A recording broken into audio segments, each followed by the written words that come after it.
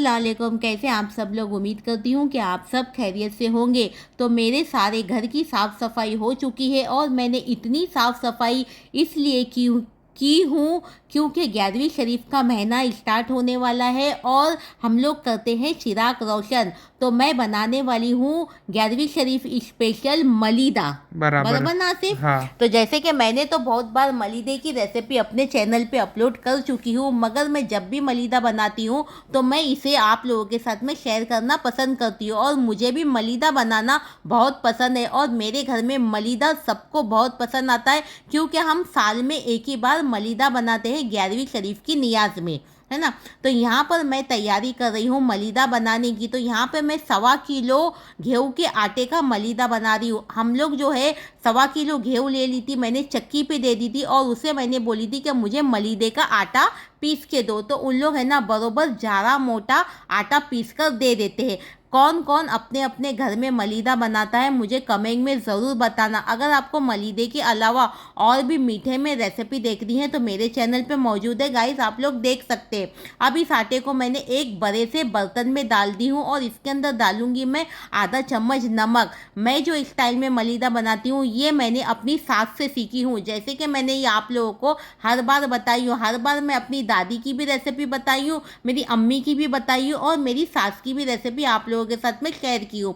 नमक डालने के बाद में हम इसे अच्छी तरह से मिक्स कर लेंगे। उसके बाद में मैं इसमें डालूंगी कम से कम 1 कटोरी भर के देसी घी। देसी घी का इस्तेमाल करना है गाइस, बिल्कुल भी डालडे का इस्तेमाल नहीं करना है। और घी को हमें हल्का सा गर्म कर लेना है। जब हम इसमें घी डालेंगे तो हल्का कुनकुना हमारा घी गर्म रहना चाहिए। अब घी डालने के बाद में हम इसे हाथों से अच्छी तरह से मिक्स करेंगे। घी और हमारा मलीदे का आटा एकदम एक हो जाना चाहिए, इस तरह से हमें मिक्स करना है। जब हम हाथ में लेके इसे दबाएंगे ना तो एक लुंडा यानी एक गाठी ऐसी बननी चाहिए, यानी इसमें अच्छी तरह से आटा और घी एक हो चुका है। बराबर ना बराबर। आसिफ? हाँ। तो चलिए अभी हम क्या करेंगे, इसमें मैं डालूंगी दूध। तो मैंने ली थी कम से कम आधा लीटर दूध। दूध को हमें अच्छी तरह से गर्म कर लेना है और हल्का सा ठंडा कर लेना है। और ठंडा करने के बाद में दूध इसमें डाल के आटे को हमें अच्छी तरह से मल लेना है। अगर आधा लीटर दूध अगर आपको कम पड़ जाएगा तो आप इसके अंदर थोड़ा गर्म पानी का भी इस्तेमाल कर सकते हैं।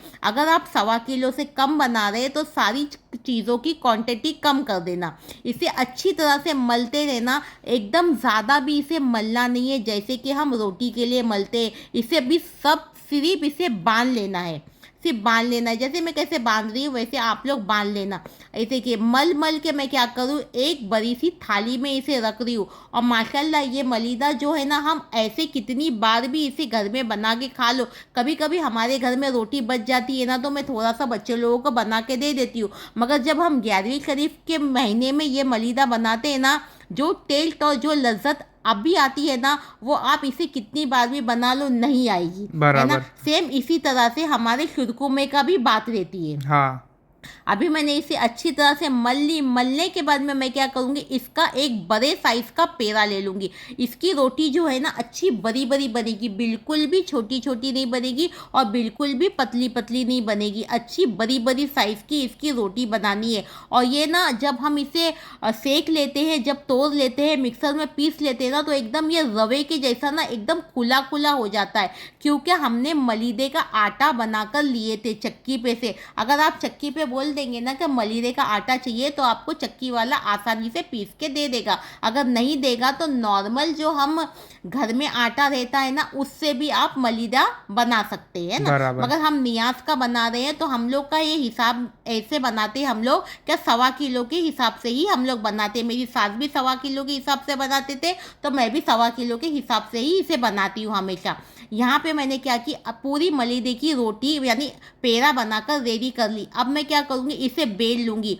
सारा काम करने से पहले अपने हाथों को अच्छी तरह से धो लेना। धोने के बाद में सारी चीज़ों को साफ करके ही यूज़ करना क्योंकि हम इस पर फातिया दिलाने वाले। साफ सफाई से हम जब भी फातिया दिलाते हैं तो साफ सफाई से ही कोई भी चीज़ों को बनाना।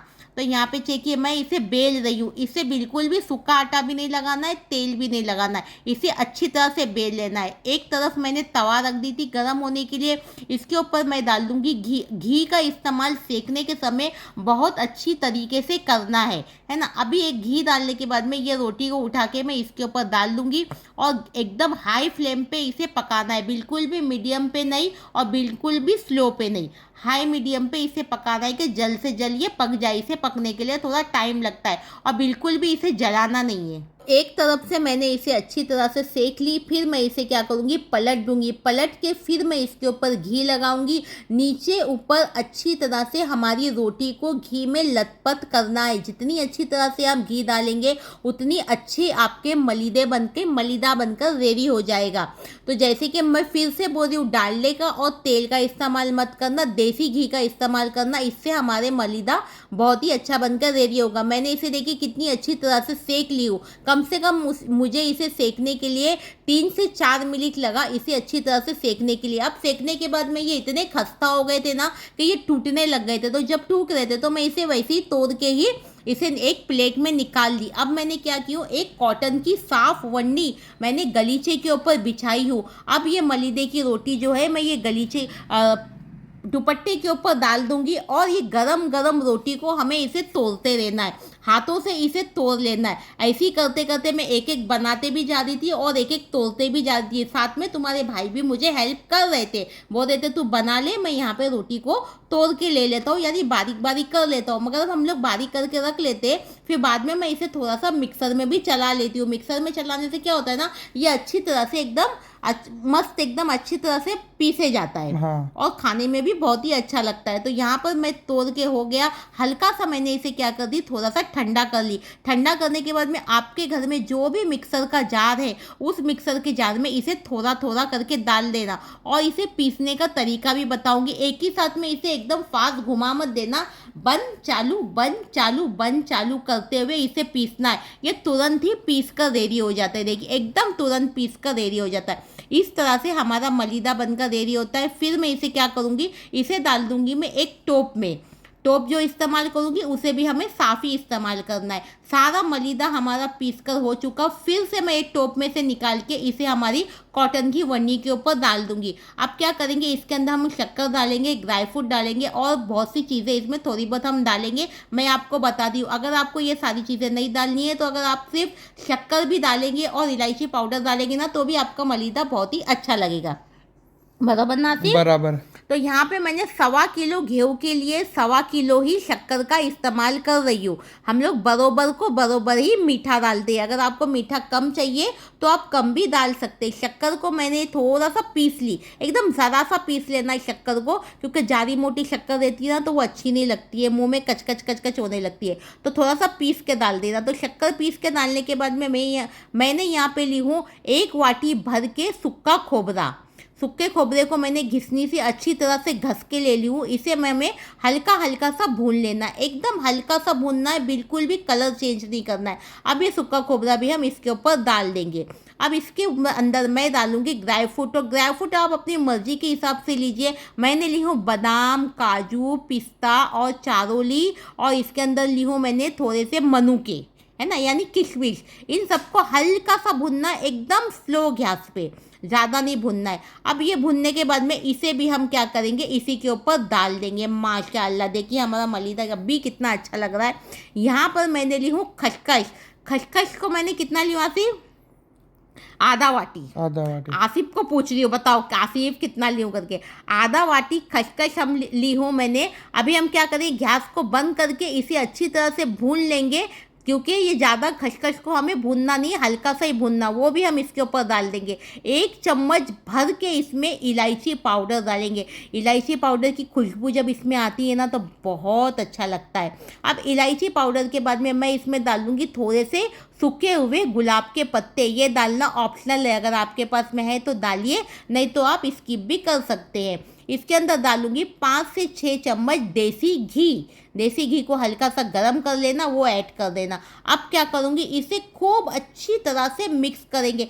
5 से 6 मिनट तक का हमें इसे खूब अच्छी तरह से मिक्स करना है। हमारे ड्राई फ्रूट, खोबरा, हमारी शक्कर, हमारा मलीदा, हमारी इलायची पाउडर, सारी चीज़ें एक हो जानी चाहिए, एकदम मिक्स हो जानी चाहिए, तभी इसका खाने का एक मज़ा आएगा। अब ये मिक्स करने के बाद में मैं क्या करूँगी, इसे एक बर्तन में भर के रख दूँगी। मैं इसे बना रही हूँ एक दिन पहला।